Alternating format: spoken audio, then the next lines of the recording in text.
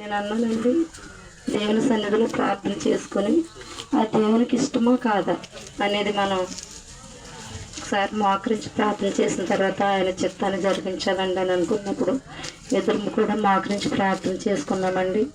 ప్రభు మాకు తాడిపూడి గ్రామం చూపించారండి.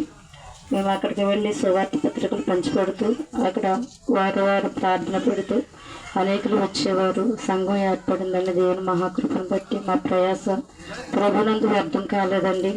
అక్కడ చర్చి కట్టాలని ఆయన ఆశ.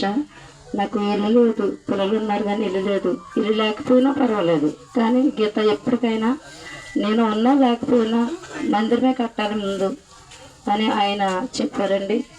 మరి ఎంత శ్రమ పడినప్పటికీ, ఎంత బాధపడినప్పటికీ, మంచం మీద ఉన్నప్పటికీ కూడా దేవుణ్ణి ఆరాధించారండి. ఆయన మంచం మీద నుండి కూడా స్తోత్రం స్తోత్రం అలా కూర్చొని కూడా మరి సెలలో వాక్యం చదివి ప్రార్థన చేసి పెట్టేవారండి.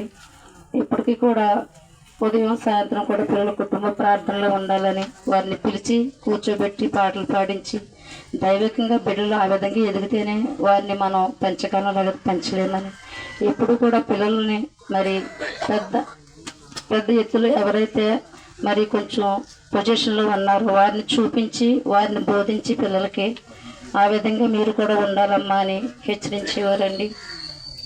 మా కుటుంబంలో అయితే మాకు లేని స్థితిలో కూడా ఏమి కుదురు చేయకుండా బిడ్డలని నన్ను పెంచారండి. మరి తర్వాత ఏంటంటే సేవకులు ఎవరు వచ్చినా ముందు నన్ను తొందర పెట్టేవారండి. నీకు అసలు తొందర తెలియదు, సేవకుని ఎలా చూడాలో తెలియదు, వారిని గౌరవించి ముందు లోపల పిలిచి డ్రింక్ ఇచ్చి టీలు ఇచ్చి అవి ముందు చేసుకోవాలి గీత, నీకేం తెలియట్లేదు అని అవి కూడా హెచ్చరించేవారండి. నాకు తెలుసండి, అయినా కానీ ఆయన తొందర అలా ఉండేదండి.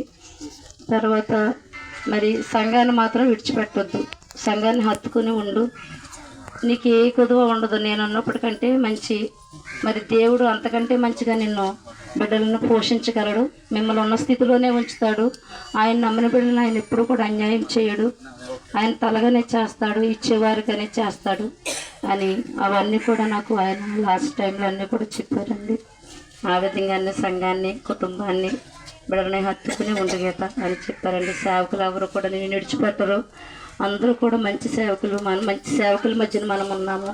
అందరూ కూడా ప్రేమ కలిగిన వారే, దేవుని ప్రేమ కలిగిన సేవకులు. మనం కూడా దేవుని ప్రేమ కలిగి ఉండలే ఉన్నప్పటికీ లేనప్పటికీ సేవకులను ఏ విధంగా ప్రేమించాలో ఆ ప్రేమను నువ్వు నేర్చుకుని ఆ విధంగా గౌరవిస్తూ ఉండాలని చెప్పారండి. మరి అందరూ కూడా ఎంతో ప్రేమతో మరి ఈ యొక్క కార్యక్రమాన్ని చాలా బాగా చేశారండి. ఎంతో దేవునికి మహిమకరంగా జరిగించారండి.